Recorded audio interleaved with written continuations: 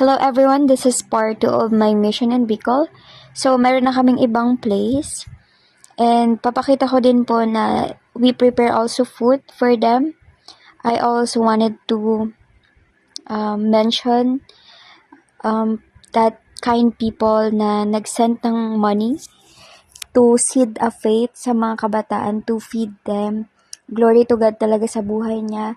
So, ngayon po, yung first video is nasa plaza kami, and then we decided na maghanap din ng place kasi po during that time sa plaza is maraming gumagamit, so mostly gabing-gabi na kami nakapag-Bible study, and we decided kila Lolo Inso.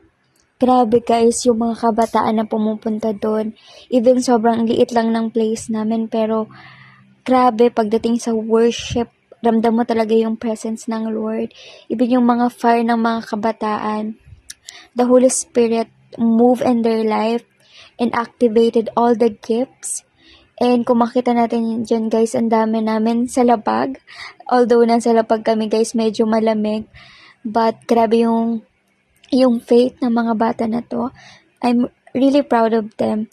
And then, dyan, nag-share ulit ako ng Word of God. And then, may kainan after. So, nakakita natin sobrang punong-puno. And then, everyday kami guys nagba-Bible study. Everyday kasi, grabe yung desire ng mga kabataan. So, dyan, nagpapagames lang ako during that video. And, meron din kaming mga pa-premyo for them to make them feel that we appreciate them. So, ayan, nagtataas lang sila ng kamay if they know the answer. And binibigay ko yung mic para magbigay din ng opportunity for them na sumagot.